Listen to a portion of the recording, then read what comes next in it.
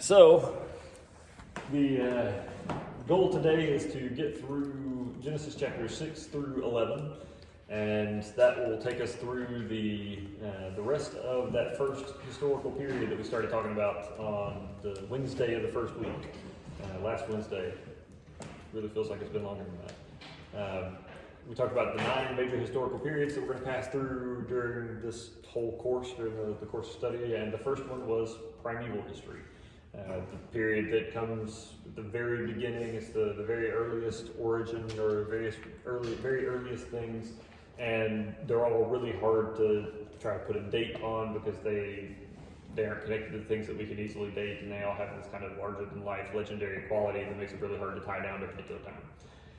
And so this is going to be the last of the series of things that fall into that period, and at the very end of the class today, we'll start talking about the family of Abram, who will become Abraham, who is the first of the patriarchs, which will move us over into the second block of that history, which is patriarchs, the patriarchal period. And so we're moving from primeval to patriarchal today. And before we get there, before we start into all that, there's one housekeeping thing I want to remember and not forget. We talked about trying or experimenting with various ways of checking reading and holding, doing reading accountability. Instead of me doing just a pop quiz randomly throughout the semester, the whole semester, we're going to try various stuff. And I haven't really done anything this week for it because we've had so many people joining and dropping the class for the first 2 weeks that it's just a pain to keep up with, and so we didn't do anything. But next week, we are going to try our first experiment, and it's going to be writing questions. And so each day next week, I need you to read your assigned reading for the day, and then there's going to be an assignment on Google Classroom for you to jump in and check to write a question over the reading for that day. And so like for Monday, there's a particular reading starting in chapter 12, Genesis chapter 12, and then selections for the next several chapters of Genesis, all surrounding the life of Abraham. And you'll come in, or you'll before you come to class on Monday, you will write a question based on that reading and post it on Google Classroom.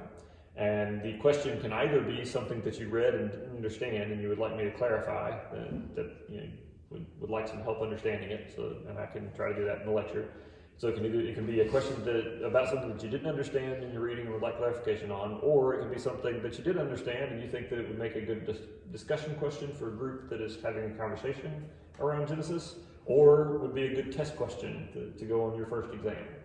And so that's your options. You can either write a question that would be either you just didn't understand it, you would really like an answer, or you can write a question that you do know the answer to and you think it would be a good discussion question or test question. Clear as mud? All right, awesome. I always endeavor to be as clear as mud. So that's good. What you're going to do for Monday, Wednesday, and Friday next week, and I will put an assignment on Google Classroom to remind you with some explanation, so that if you forget what I said or didn't get it written down clearly, you'll still be able to do the assignment. All right, so that's it for that chunk, that housekeeping thing.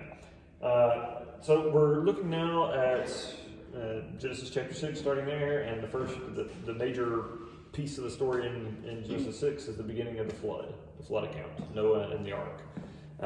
And to set the stage for this, or to remind you of what we've done and where this connects in, we talked about the last class about the fall, right? Adam and Eve are in the garden. They've got one rule. There's one command: leave this tree alone. Don't eat from it. And they break the one rule, and that committing that sin, that disobedience, causes them to be changed. That human nature has changed, and one of the ways that change in human nature has been understood by Christian thinkers over time. This goes back to Augustine, who was writing in the late 300s AD. Is that they wanted to protect themselves, that they now doubted God's good intentions to them, because the serpent said, God, you will not surely die. God just doesn't want you to be like him. And if you eat from the fruit of the tree, you'll be like him. And God doesn't want that to happen. And so the temptation or the consequences, they doubt God's good intentions for them. Now they feel like they have to take care of themselves and do for themselves. And so one of the core facets, or one of the major things about the fall and the effect of sin on humanity as a whole, is that people tend to do what's best for themselves. And the term that Augustine used, and it's been picked up and used several times later, is curvatus in se. It's a Latin phrase that means curving or bending inward on the self. And so all our tendency now, even when we want to be generous or to be altruistic and work for others, our tendency will be to serve ourselves and to do what's best for us and protect ourselves. And we'll even tend to, if we're going to do something for somebody else, we'll even tend to do it for people or in ways that benefit us somehow, either in terms of respect or praise or accolades, or because they can do something for us later. We'll even tend to do things for others in ways that benefit us ultimately. And so we have this kind of bending inward on ourselves, or curvatus in se. The consequences of sin affect us, all human beings, such that we tend to try to do what's best for ourselves, even if that's not the best thing overall.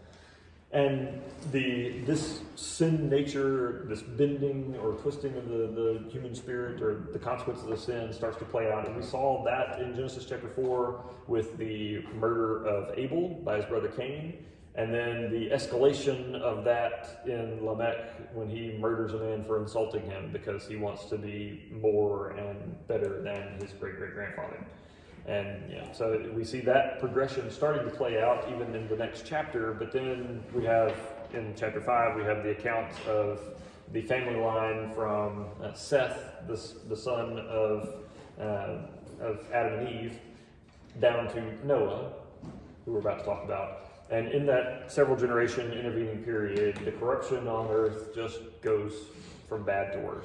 It gets worse and worse and worse until in chapter 6, God looks and sees humanity, and his description of them in chapter 6, verse 5 says, "The Lord saw how great the wickedness of the human race had become on the earth, and that every inclination of the thoughts of the human heart was only evil all the time."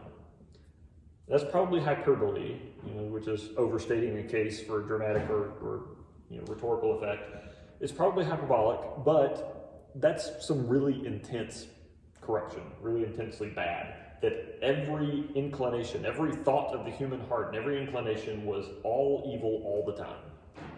That'd be bad. And so God looks at the corruption on the earth and determines to wipe out the human race and basically preserve humanity through this one family that has remained somewhat okay, that's remained somewhat faithful and righteous. And so Noah's family is that family. And so there's this one guy that has remained blameless and upright and has held out against all the corruption, and God is going to wipe out all of humanity and start over with this family. And because human beings are stewards over creation, and we had responsibility over all of the animals of the earth, they're going to endure the consequences along with us. And so not only all of humanity, but all of the animals living on the earth and the birds in the air are going to be wiped out as well. And so God determines to send this great flood to cause all this to happen. And so he comes to Noah, and there's a kind of a restatement of the corruption just a few verses later in verse 11. It says, "Now the earth was corrupt in God's sight and was full of violence. God saw how corrupt the earth had become, for all the people on earth had corrupted their ways. So God said to Noah, I am going to put an end to all people, for the earth is filled with violence because of them. I'm surely going to destroy both them and the earth. And so make yourself an ark." And so God tells Noah to build this ark in preparation for this great flood that's going to come. And a little later in the text, there's this description of basically rain didn't fall very often. That rain was not a thing that people were familiar with. It wasn't a regular occurrence. And so people didn't really didn't expect rain. And God tells Noah that there's going to be this great flood caused by this rain, and he needs to build this boat. And that instead of rain falling, there was this some kind of vaporization or evaporative process, and mist came up from the ground, and plants were able to get their water from that mist. And so Noah goes ahead and does what God says, despite the fact, and builds this giant boat in preparation for this great flood, despite the fact that he hasn't really seen rain often. And that's not a thing that he's familiar with. So he trusts God and starts to build this ark. And God tells Noah to build the ark out of a particular kind of wood, and it's translated in the NIV or as cypress. In the older translation, it was called gopher wood. If you look in the King James Version, it's gopher wood. But the NIV has this nice little footnote at the bottom that says, we don't know what this is. Basically, we don't know what species of wood this is. Like if it was cypress, I'm kind of familiar. I can get that. I know what cypress is. I got a big old stack of cypress actually on my carport right now because I do woodworking, and it's been there waiting on me to do a project with it. So I know what cypress is. I don't really know what gopher would have been, but apparently the words have changed to how we refer to different species of plants and animals. It changes over time, and so we're not real sure what species of wood this actually was. But God tells Noah to build this ark out of this particular species of wood, and he gives him these dimensions and instructions for building it. It's to be 300 cubits long, 75 cubits wide, so tall, have 3 decks built into it, so there's 3 levels, and then a window for an opening at the top and a door on the side, and so on. And we talked about cubit as kind of an example of a thing you'd probably find in the footnotes way back on Wednesday of last week. But a cubit is, it was thought of as being the distance between a man's fingertips and the inside of his elbow. It was a thing that a man could just measure. He just had it on him, always had a cubit on him to measure with. Of course, it varied from man to man, and so it wasn't a super precise measurement, but generally it worked out to about 18 inches. It's kind of like a foot, right? Used to be you measured it literally with your feet. And then we established a standard for it at 12 inches. So a cubit was about 1.5 feet. And so when we talk about the ark, God gives the instruction for it to be 300 cubits long. That's 450 feet or 150 yards, which means that if you go out to Wildcat Stadium, you go out to the football field and you look at the football field, we're talking about a boat that is as long as the football field plus another half of the football field, 150 yards instead of that 100-yard field. And so it was 150 feet long, or 150 yards long, 450 feet. That's a pretty big old boat, right? And 75 feet wide, 50 cubits, and large enough to be 3 stories tall. And so it's, or three decks high. That's a whole lot of space for one man and his 3 sons and all their wives. Noah and his wife, and Shem, Ham, and Japheth and their wife. That's Shem, Ham, and Japheth are his sons, by the way. And so, it takes a long time to build this boat. And not only do they have this really huge boat that they're building, they also have to continue to produce their own food to survive, because Noah's a farmer, that he works the land, and his sons along with him. And so they do their farming, they plant, they tend, they harvest, and around all of that work, they build the boat. And it ends up taking over a century to build the boat, over 100 years. But eventually, the ark is completed. And so God then tells Noah that he's going to cause all these animals to come, and Noah is to put a pair of each kind of animal into the ark, a male and a female, so that they can reproduce and repopulate the earth, and their kinds won't be lost. And usually that's all that everybody hears. That's the end of what everybody understands about the preparations. God tells Noah to build an ark to preserve him through this flood. God sends the animals, he brings them in 2 by 2, and there's your vacation Bible school lesson, right? There is an extra detail here that most people don't get, is that God didn't just say bring in 2 of each animal. There were all of these clean animals and birds, and the clean animal is an animal or a bird that can be sacrificed to God, and at the end of this story can be eaten by people. The meat can be eaten by people.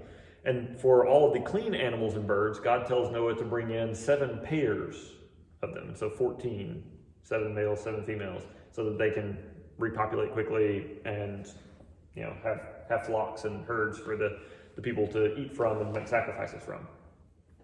And so all these animals are brought in, and Noah lays in stores and provisions for all of them so that they can all eat and have all that they need. And then there's this extra 7 days where the ark is just open, waiting. And then at the end of that 7 days, the ark is closed and the rain starts falling. God seals up the ark and the floods start coming. And it rains solid for 40 days and 40 nights, which is a lot of rain. But then not only is it raining for that 40 days and 40 nights, but there's something, some kind of subterranean water, the floodwaters or the floodwaters of the earth, springs of the earth break open. And so some kind of subterranean stores of water are pushed up somehow. And we also start flooding from below. And so we have rain falling, we have flooding coming up from below, and the end result is that after 40 days and 40 nights, to text describes the tallest mountains being covered over by 15 cubits of water, which is about 22 feet. And that doesn't sound like a whole lot, but it's enough. The tallest mountains being covered by 22 feet is a lot of water, first of all. But then also, 22 feet is more than enough to drown somebody, even if they're a good swimmer, if they don't ever get anywhere to land and to rest. I was a lifeguard too, by the way. That's if any of you have been to Camp McMorris in Camden, Tennessee, the Boy Scout camp, I was a lifeguard there. And I can tell you, 22 feet of water for 150 days, which is how long the water stayed at that stage in the text, is more than enough to kill everybody. Nobody's swimming that long and surviving. 22 feet above, 150 days, everything dies. And then the waters start to come down. And so Noah starts to send out these birds to test and see if it's okay to come out of the ark. And so first he sends out a raven, and the raven flies around for a day and then comes back and lands, and he found nowhere to go, and so it's not safe. And so he waits a week and sends out a dove. And the dove flies around a while and comes back, nowhere to land, it's not safe. And so a week later sends out another dove. And this time the dove comes back with an olive branch, or a twig or a leaf from an olive tree in its mouth, which means that the water level has now gotten below the tops of the trees, and there's foliage, there's vegetation that is exposed to the air again, and we're getting there at least. And then, so he waits another week, and then a week later, he sends out the dove again, another dove, and this time it never comes back, which means that it found somewhere to land and to nest. And so the waters have receded, and so he waits another good period, and then finally opens up the ark, and Noah and his family and all the animals come out, and the animals all start repopulating. And Noah and his family take some of the clean animals and make a sacrifice and offer it to God in gratitude for saving them and rescuing them through the flood. So that's, that all happens. And then God makes a covenant with Noah and his family, and actually specifies in the covenant that it's not just for Noah and his family, but for all humanity. And covenant is a word that we throw around in religious circles and at church. We say it at church, but honestly, a lot of church people don't understand what the word covenant means. It's just foreign to us. Unless it's been explained to you, you don't have a great idea. And we basically just kind of understand most of the time by it. We just mean promise. That's basically what we understand by it. But in the world that we're talking about in Moses' lifetime, when this starts getting written, a covenant was an agreement between two groups of people. You can think of it as being a little bit like a contract, but it's a lot more than a contract. And if I wanted to make a contract with some of you, or two companies want to make a contract together, or I have a contract with Bethel University to teach this class. If you want to make a contract, then you put in writing what the role of each person or each group is in that agreement. And so for me, with Bethel, it's, I get so much money and a travel allowance, and in return, I show up 3 times a week to teach this class, and I have to be available to answer your questions outside of class, and then all kinds of other specifications and duties, and I have to follow the handbook and the faculty handbook and all that stuff. It's all specified in the contract. And I signed it, President Butler signed it, somebody else signed it, Dean Mallard signed it, and now we have this agreement that's enforceable by law, and that's a contract. Well, a covenant would have been a little bit like that, in that you would have parties, 2 or more parties that would make an agreement together, and they would each specify what their part in that agreement was. And so you might have, say, a family that would make a covenant with a king in a nearby city, and the covenant might be based around agriculture, and so the king and his part of the agreement would be to provide this area of land for them to work as farmers, and to provide the soldiers and guards of the city as protection for that land, and to rescue them in calamity or drought or flood or whatever, to help them in whatever their situation was that came up. And in return, this family would work the land and provide, say, 15% of the produce to the king to feed his people, or more. And so whatever that agreement was, they would make an agreement, a covenant between them, and that would create this relationship between them. And where a contract is enforceable by law, a covenant was seen to be enforced by the gods or God. And so it was like, you might get a financial penalty if you break a contract, but if you broke a covenant, you were going to have the forces behind the universe after you. And so this was, you didn't want this to happen. And some of the covenants specified that the penalty for breaking the covenant was death. You died. And we're going to see one of those in next week, either Monday or Wednesday, depending on when we get to it. I think it's Monday. But the covenant was seen as a much more binding thing than a contract. It wasn't just legally enforced, it was enforced by the gods or by God. And it was also seen as not just making an agreement with another person or group to accomplish a goal, but entering into a relationship with someone. It was a more communal, binding kind of thing. And so a covenant was a much more complex thing or had much more implication than the contract does, but a contract is kind of a rough approximation. And so God makes a covenant with Noah and with humanity, all of humanity through Noah and his family. And the covenant is that God will never use flooding again to wipe out the human race. That God will never use this again, never cause a flood that will destroy all people, destroy all the peoples on the earth again. And as a sign of the covenant, God puts a rainbow in the clouds. And so now the thought is every time that you see a rainbow in the clouds, it's a reminder of this covenant, this promise that God makes that he will not destroy humanity again through a flood. And that's kind of the end of your Vacation Bible School lesson. That's where the story ends in Vacation Bible School. And that works, but there's a little bit more to this image than we normally see. We normally, if I talk about a bow, we're usually talking about either something that's wrapped around a Christmas present or in a woman's hair or an archery set, right? You got a bow and arrow. And archery is something that you do for fun or sport. You can get a scholarship at Bethel, I found out this morning. We have archery team and you can get a scholarship. You can go to the Olympics if you do archery really well. I've played around and had fun with a bow and arrow and shot at targets. It's fun. And you can go hunting with it. You can hunt deer and some other things with bow and arrow. But really nobody's hunting for their main sustenance now, right? Nobody's going to starve if they don't shoot the deer in the U.S. Generally that's not the way things go. There are still some people that use hunting to supplement their income, but that's few and far between. And in fact, deer hunting is very tightly regulated to only certain parts of the year, and you can't really hunt for sustenance anymore because of those laws. But hunting or using a bow is always a sport. It's fun. It's something that's an et cetera. It's not a core part of life. But in the time that Moses is writing, again, Genesis, a bow is not only a really important hunting tool, it's also a weapon of war. And if you have a significant group of skilled archers on a battlefield, you can really turn the tides of that battle. Wars are won and lost on the skill of the archers. Because you can have a whole field of guys, charging, coming at your city, but if you've got archers on the walls picking them off as they go and the gate closed, they got to have a lot of guys to get through that gate. Archers can really turn the tide of battle, and so a bow and arrow is seen as a significant weapon of war. And so when God says that he is going to hang his bow in the clouds, it's not just seen as just a band of colored light that God has put there as this kind of pretty reminder. It's God is hanging up his weapon. And so God is hanging up this tool of war and promising not to use it again against humanity.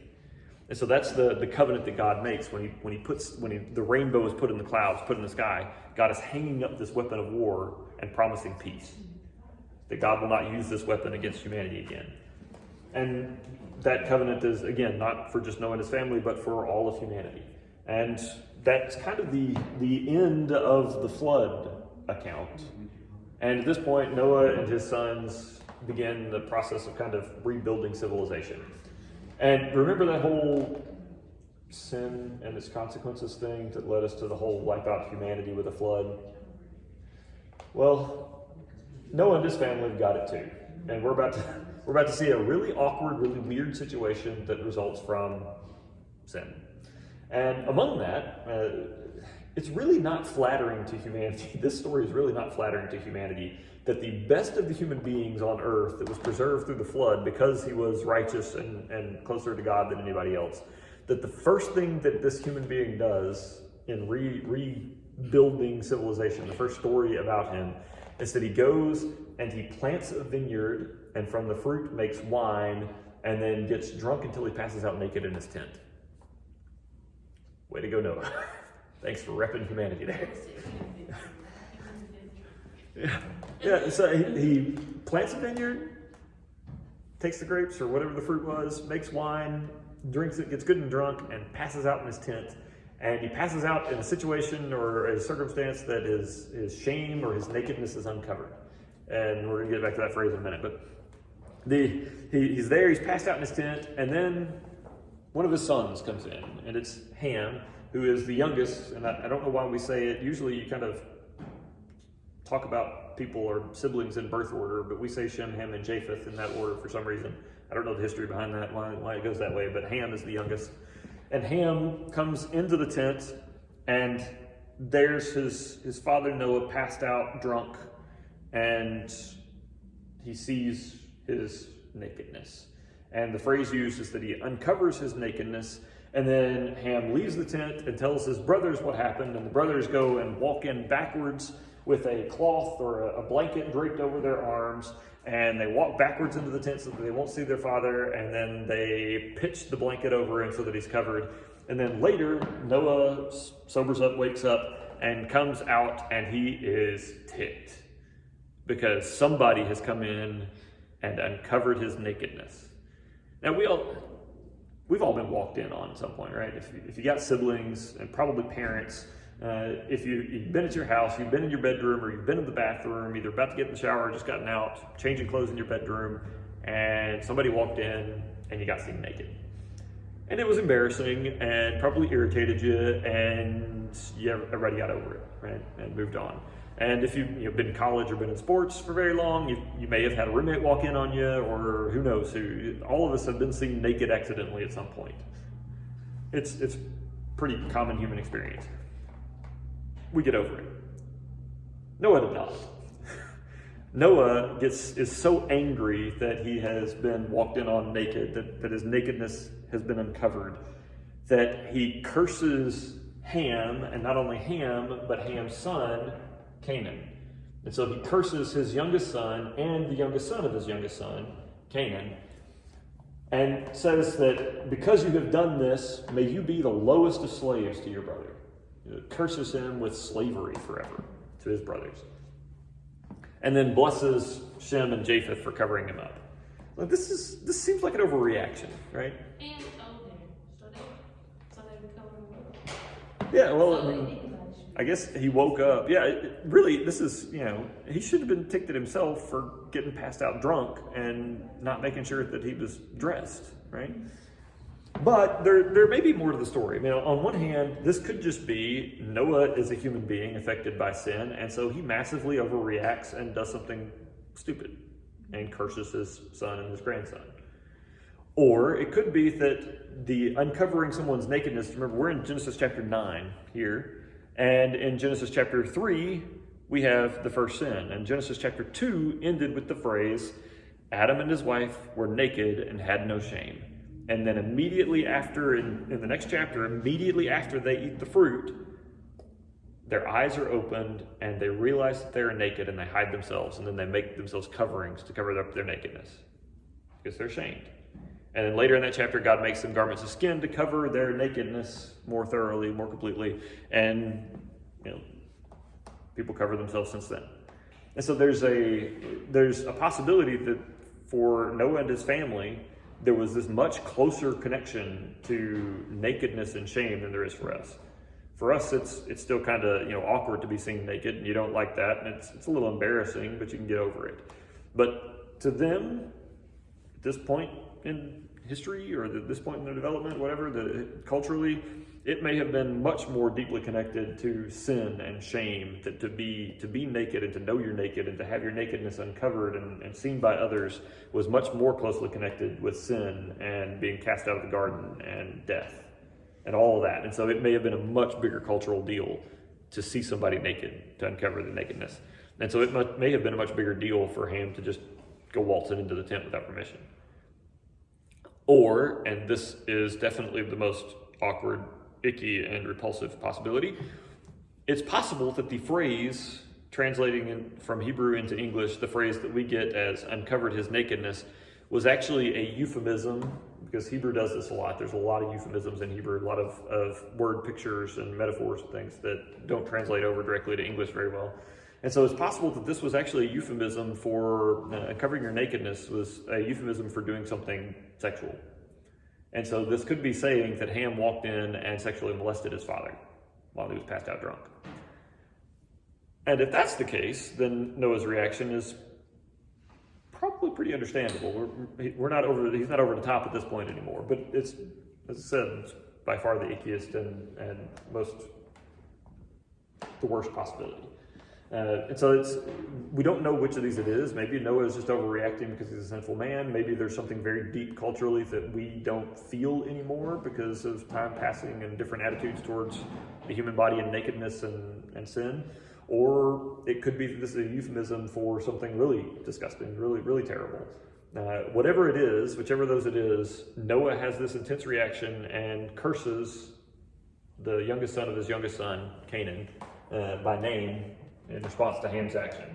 And this is significant, or this name is significant, Canaan especially, because, well, if you haven't heard it yet, you're going to get real familiar with it by the end of the semester. Does anybody know Canaan, or heard this name? You know this term? Sound vaguely familiar at least? Anybody know what, or have a connection for it, what it is?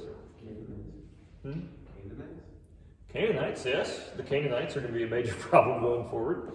And the land of Canaan, where the Canaanites lived, is the land that God gives to his people, Israel, later, and that they go in and conquer and live in. And that's when all the problem with the Canaanites starts coming up, is because they're taking their land, but then they are living there and around them as well. And the Canaanites are a constant source of problem for Israel from then on.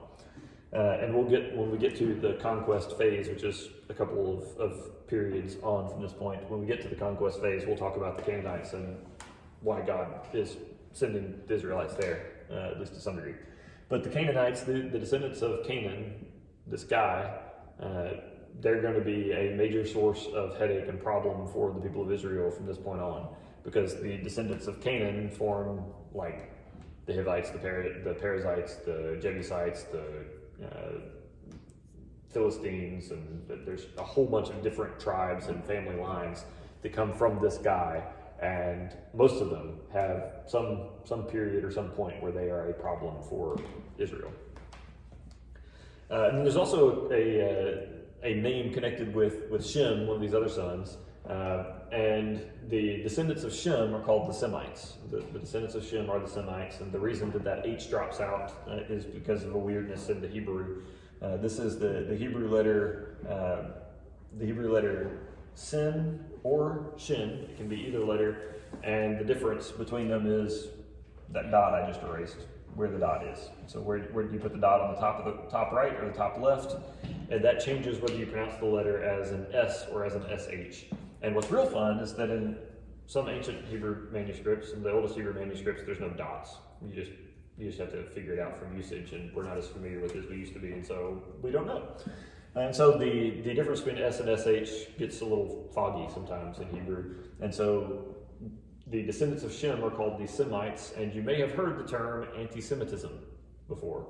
The phrase or the word anti-Semitism is basically racism against Jewish people. It's hatred or prejudice against Jewish people, either the religion Judaism or the Jewish race, the descendants of the Jews. And so anti-Semitism is hatred or prejudice against Jewish people, and that's because the Jewish people, Abraham's family line, is all taken from Shem. They're Semites. And that's if you've ever heard that phrase or that term and you've wondered why in the world is hatred towards Jewish people called anti-Semitism? The words do not seem related. Here's your connection. The descendants of Shem are the Israelites, the Jewish people, and so anti-Semitism is hatred of Jewish people. And that all comes down to this weird thing with the Hebrew letter Shin Sin. All right, so that's kind of the weirdness, the summary of the weirdness around Noah's family. All right, any questions so far with the flood or Noah's family? All right, then last major chunk for the day. we have the family. Noah's sons have children, and those children have children, and the population, there's a population boom. It expands, explodes pretty rapidly, and a few generations, several generations later, there's a whole lot of people, and those people all start to gather in the plains of a region called Shinar, so the plains of Shinar, and they decide to make a plan among them that they are going to build this great city with this great tower in the middle of it, in the center of it. And so they decide together they're going to bake bricks, make bricks out of clay, and then bake them so that they're good and hard. And this is a technological advance, because before this they were just, they weren't using bricks, and so they had uneven stone that they were using for everything. And so there was a limit to what they could do. So they decided to bake bricks, and they're gonna use mortar, use tar or pitch as mortar to glue these bricks together and build this great city. And they're gonna build this huge tower in the middle of the city, and the tower is gonna reach to the heavens. And the reason that they're going to do this, the reason that they give for doing it, is to make a name for ourselves, and so that we will not be scattered across the face of the earth. So basically, they want to be remembered. They want to make a kind of a legacy and a line for themselves to be remembered for something, and they want to make sure that they don't get scattered out, so that they can continue to stay together and be relatively safe and work together towards their project. They want to be able to cooperate and do things with this city. That all sounds like a pretty good thing, right? All the people, basically all people, they're speaking one language, and they're all together, and they want to cooperate to do this big thing so that they don't get scattered out and just, be great for everybody. Then God looks at the situation and says, that can't be allowed, because there's no end to the evil that they might do.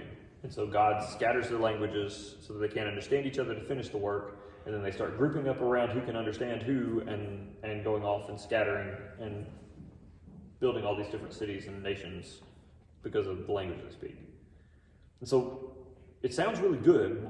The summary here is the people want to gather together to do these big projects, to cooperate so that they'll stay safe and to do these big things together. And God looks at that situation and says, no, there's no end to the evil they'll do, and forces them to scatter. Why? I mean, it sounds like massive cooperation, widespread understanding among peoples because they all speak one language, large-scale cooperation to accomplish goals that they set together. That all sounds really good, right? Why does God say, no, that will lead to all ends of evil, all kinds of evil? Any guesses? Why does God scatter the language and keep these people from being able to stay together and cooperate? Why does God scatter the language and force them to separate instead of letting them stay together and cooperate and do the things they want to do?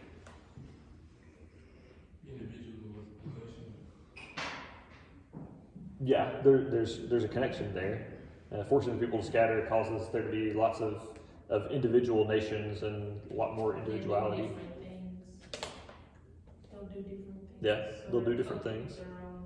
So yeah, they'll do different things and excel in different ways, and so lots of different things will get made and created. Exactly, so they can do trades. Yeah. Is it the alternative to the flood? Because he said he wouldn't do that anymore. Because people are getting real bad again. He's afraid of that happening again, so it's like, go away. Yeah, well, there's something. Yeah, there is something to that. Not exactly as a direct alternative to the flood, but because there's the potential for things to go really, really bad again, and so separate them. And that sounds kind of counterintuitive, and it's not a solution that I would have gotten to if it wasn't for exactly what God said in the text. Why does God say that He's scattering their language? Because if they remain together, there's no end to the evil they might do. So this is counterintuitive, but let's think through. It sounds like people being able to cooperate together on that massive a scale would be amazing. Imagine the things that humanity could do if there was no language barrier between us, we could understand each other well, and we all decided to work together towards some goal. I mean, how much could we do towards that goal if all of humanity was united in doing it and there was no miscommunication, language barrier between us when we did it? That could be pretty awesome, as long as the goal we decided to work towards was a good one. What if we decided to work towards an evil goal? And there was no other people group to oppose us, all of us were able to understand each other perfectly working towards that evil goal? What if we, for example, decided that all people with blue eyes were evil and had to be destroyed? We have the Nazis again. We'll be honest. What kind of that? Yeah. Or pick a group or pick a thing. What if we decided that needed to happen? Or what if we decided that trees were just in our way and we were going to cut down all the trees? Trees did not need to exist. Well, trees make oxygen. Yeah. We would literally murder ourselves without knowing that we were doing it. Right? And so imagine if all of humanity was united together in their efforts to do one thing, and it happens to be that one thing is destructive, evil, or causes suffering or oppression. There would be nothing to stop it. I would mention Nazis. Imagine if somebody like Hitler had come to power and it was all one people group. There were no other people groups. There was no UK, United States, or other allied powers to stop him. And that's not saying that the United States was all good and kosher at the time, that we were doing everything right, and we were the great heroes that opposed this great big bad. I mean, we were doing eugenics at the time. We were doing evil too. It's just we weren't doing the same evil. And when it came down to it, we were able to band together with others and oppose this great evil that was happening and stop it. And so there's something that when God causes the language to scatter and he causes all these different people groups to form and they even start to be opposed to each other and go to war with each other. We see all the strife and the conflict that comes from all these different groups not being able to understand each other, not being able to relate fully. And we see the war and the pain and the death that comes from it. And we think, that's terrible. Why did God do that? Why would God allow that to happen or cause that to happen? But then if we think about the alternative, what if all of humanity united together to do something evil and there was no one to stop them? How much worse could that be? And now suddenly, this really terrible thing that God did doesn't seem so terrible. And, I'm a Christian. I'm a believer, so I generally trust God's wisdom. And if I look at this situation, I can't quite see or imagine how evil that could get. And so what we have, the confusion, the language barriers, and all that still seems pretty rough to me. But as a believer, I trust that God's wisdom is greater than mine. And if God saw that the other path was even worse and put us on this one, I trust that it was probably the right one. That's just a faith claim. Alright, so I've got probably a little bit of an obscure question here. Okay. So, with the idea that certain languages hold, power that's not just words and the ability to affect it, but like more supernatural power, is it possible that, the scattering of the languages before that was a language that held so a lot more power, and that's how, this curse that Noah put on Ham was legitimate and actually held power. But it lost all of that because that original language was gone after that scattering or broken up. Yeah, you could think that way. And I don't know what that previous language was, and so I have no way to straight up deny it. It's not falsifiable in scientific terms. But there are other occasions later in Genesis where other curses and blessings are pronounced. And they seem to have strange power too, and this is well after that point. And so it's like when we come down to Jacob, for example, at the very end of Genesis, he's blessing all of his sons, his 12 sons. And there's this, you look at Judah, and the blessing that's pronounced over Judah, and this saying that he's a lion's cub, and that he will be able to, he'll trample out these wine presses. There's all these images in the blessing of Judah that seem to connect really strangely to Jesus. And Jesus is a descendant of Judah. He's of the tribe of Judah. And then there's all these other details and the other blessings that Jacob gives to his sons that seem to crop up in their futures, or the futures of their families.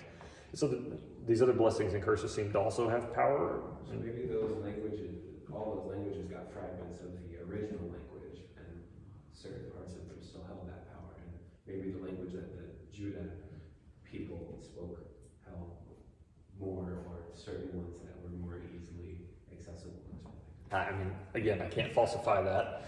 I kind of have my doubts about it, but there is a strong stream among some streams, at least of Judaism, that think that Hebrew is the original language, the language even that God used to speak the universe into existence. And so in Genesis 1, when God says, "Let there be light," he's actually speaking the Hebrew phrase, "Let there be light," and it has the power to create. That Hebrew is the special divine language. And it just, we can't use it quite the way that God does because we're not God, but it is that language. And I find that pretty hard to swallow. And because, you can look at the history of Hebrew and it has changed over time. And all languages do as they're used. And so I doubt that there's any kind of meaningful remnant of that original language left among spoken languages. And I also kind of doubt that those languages had particularly deep supernatural power. I love reading fantasy novels that have a kind of a core language that seems to have this force and this power, and that's a fun idea, but I don't think that it actually exists. And one of the reasons for that is that the Canaanites are, the curse pronounced over Canaan is that he and his descendants will be slaves to his brothers, which is kind of a hint at the future where God is going to give the Canaanite land to the descendants of Shem, and they're going to be ruled over by the Israelites for a period. But that's never constant. As we'll see, the Canaanites are constantly rebelling, and at different times they rule over the Israelites and oppress the Israelites. And so it's a back and forth relationship of mutual oppression at different periods. And so it doesn't seem like that, even then, spoken in that original language, like it had the kind of blanket or incredible power that you might attribute to it. And even for Canaan, the Canaanites, that being ruled over by the Israelites doesn't start for centuries. It's way on down the line that happens. And so I doubt it. I can't say for sure that it didn't happen because there's no scientific test I can run on that or historical account that I can turn to for sure, but I have my doubts. It is a fun idea, though. I just like having conversations about this more. Yeah, that was the random aside for the day. Appreciate it. That did keep me awake for this lecture. Any other questions from the Babel account or anything else that we've done so far? All right, two more things then really briefly before we dismiss. One, after this Babel account, first of all, the tower is called the Tower of Babel because the languages are scattered and all the confusion that happens as a result. So that's how the name Babel gets attached. And then that name Babel also ends up being carried on down and is used by the Babylonians later, and the Babylonian Empire will be important later. We'll get to that much later in the semester. And then after that, we get the account of the line of Shem and the Semites, and that brings us down through several generations, that brings us to Abram. And we're given an account of Abram's family and how Abram got initially called by God to leave his family and to go where God sent him. And it's Abram's father, his name is Terah, and he has 3 sons, including Abram. And Terah, one of the sons, when they decide they leave Ur of the Chaldees to get to the land of Canaan, they want to go to Canaan to settle there. And somewhere along the way, one of his sons dies.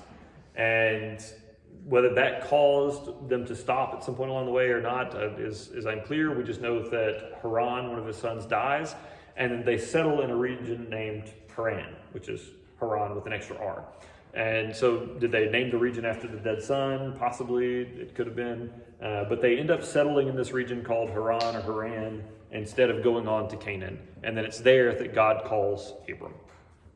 And then also at this point, you now have all that you need to answer those 4 questions that we asked last week when we were looking at creation. Who are we, or what is humanity? Why do we consider human life particularly valuable? What's wrong with us? What has gone wrong with us? And then how do we still approach life with hopeful realism, looking at things as they actually are and how bad things can actually be, but without losing hope and maintaining without giving in to despair. You now have everything that you need to at least start to answer those questions, and so you have an extra credit opportunity. I'll post something on Google Classroom allowing you to respond to those 4 questions and to write your answer to them based on what you have seen and heard in the text so far, and you'll get extra credit for that. You get some bonus points somewhere. I'll assign it to probably whatever you need most during the semester. That's it. Make sure that you've hit the sign-in sheet on your way in, and we'll see you on Monday. So. The first quiz was due last Friday over the syllabus. If you weren't here, I'm accepting that one late, so just make sure you go in Google Classroom and do it. And then